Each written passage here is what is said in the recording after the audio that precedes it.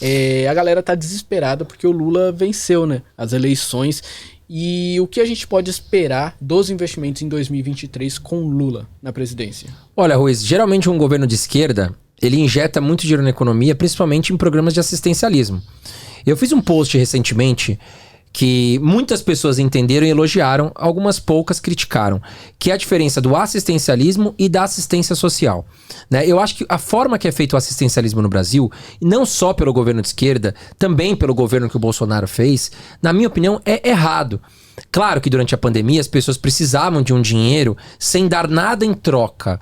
Né? E o que eu falo dar nada em troca? Né? Ou fazer um curso técnico, ou querer aprender uma profissão, criar riqueza por conta própria. Porque quando a gente incentiva uma população a dar o dinheiro para ela sem pedir nada em troca, a população ela fica acomodada.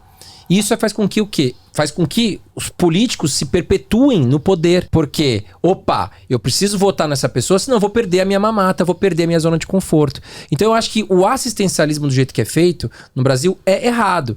Né? As pessoas às vezes não entendem o que eu quero dizer. Mas o que eu quero te dizer? A assistência social, ela trabalha de uma forma diferente. Ela vai te dar suporte, ela vai te dar curso, ela vai te ensinar, ela vai te colocar no mercado, ela vai te ajudar a se preparar para que você consiga construir riqueza. Não seja dependente do sistema. Agora, o formato que a gente tem hoje no Brasil, do assistencialismo, a gente entrega o dinheiro e ao mesmo tempo a gente não está criando riqueza, a gente não está colocando as pessoas para produzir, para gerar riqueza, inclusive pagamento de impostos para o próprio governo. Então um sistema que você só entrega o dinheiro e não incentiva a população a produzir e devolver isso em formato de impostos depois que ela começa a construir algo, é um sistema que pode quebrar um país.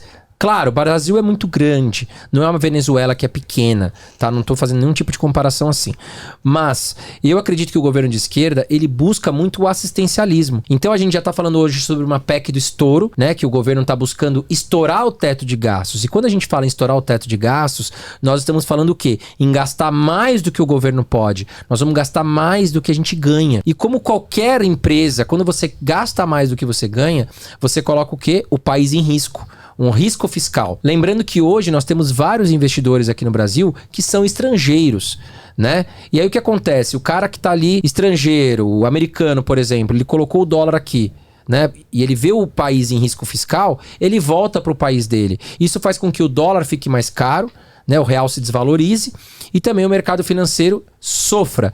Por quê? A gente vai injetar mais dinheiro, a inflação pode subir, né? E aí a taxa de juros sobe. Quando a taxa de juros sobe, a nossa economia ela fica enfraquecida.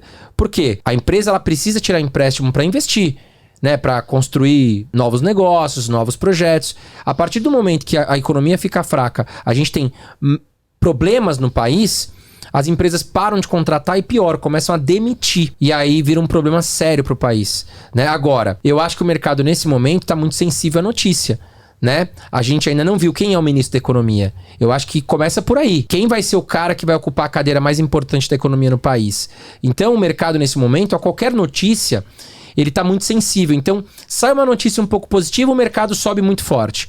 Sai uma notícia talvez negativa, o mercado derrete. Então nesse momento, eu acho que o investidor ele tem que continuar focando na estratégia dele. Se o investidor não tem uma estratégia bem definida, é um grande problema.